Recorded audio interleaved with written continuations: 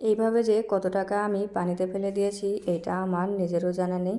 আমার লাগবে একটা জিনিস, অথচ আমি 2 ঘন্টা আগে বের করে রাখি অন্য একটা জিনিস। আর তারপরে এই যে দেখেন অন্তিম মুহূর্তে আমাকে এইভাবে কাটাকাটি করতে হয়। মাসের প্রায় 30 দিনের মধ্যে 20 দিনই আমি এই ভুল কাজটা করে থাকি। ফ্রিজে অনেক বাটি, যে কারণে আমি ভুলে যাই কোন বাটিতে কি রাখছি, আর জমে যাওয়ার পরে কিন্তু ওইভাবে না খুলে দেখলে বোঝা যায় না। আমিও আজকে বাটি খুলে দেখিনি, এমনিতেই বাটি বের করে রাখছিলাম। আর এই যে দেখেন ভুল কাজটা করে ফেলেছি। রান্না করতে চলে আসছি, অলরেডি পেঁয়াজ আর তেল ভাজতে দিয়েছি কড়াইতে। আর তারপরে এই যে দেখেন আমি বাটি বের করে দেখি এই বাটিতে আমার যেটা লাগবে আমি সেইটা বের করে নিই, অন্য একটা বের করে রাখছি। তো আমার লাগবে আদা রসুন বাটা, আর আমি বের করে রাখছি কাঁচামরিচ বাটা। এই যে দেখেন অন্তিম মুহূর্তে বের করে নিয়ে এইভাবে আমি কাটাকাটি শুরু করে দিয়েছি। জানি না আজকে এই বাটিটার হায়াত থাকবে না এখানেই যাবে, বুঝতে পারছি না। তো শেষমেশ আমি সুন্দর মতন কিছুটা মশলা এই যে দেখেন কেটে কুটে নামিয়ে নিয়েছি। আর এই যে কী একটা অবস্থা হয়ে গেছে। আসসালামু আলাইকুম, কেমন আছেন সবাই?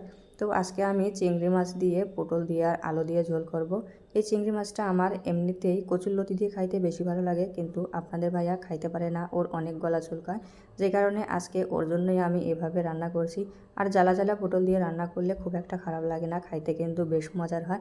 আর এই পটলগুলো ছিল একদমই জ্বালা। এই যে দেখেন আমি সুন্দর মতন চিংড়ি মাছটা মশলার মধ্যে দিয়ে কষিয়ে নিয়ে তারপরে এর মধ্যে পটল আর আলু দিয়ে দিলাম। এইগুলো কষানোর সময় এত সুন্দর চিংড়ি মাছের একটা ঘ্রাণ বেরোচ্ছিল বলার মতো না। তো সুন্দর মতন আমি কষিয়ে নিয়ে এর মধ্যে আমি এই যে দেখেন ঝোলের জন্য পানি দিয়ে দিলাম। আর এই পটলের তরকারি কিন্তু বেশি ঝোল থাকলে খাইতে মজা লাগে না, একদম গায়ে মাখা করে রাখতে হয়। তো আমিও মোটামুটি ঝোল কমিয়ে নিয়েছি। এই যে দেখেন একদম গায়ে মাখা ঝোল রাখছি। আর এই যে দেখেন কড়াইটা নামিয়ে নিয়েছি, এত সুন্দর হয়েছিল তরকারিটা বলার মতো না।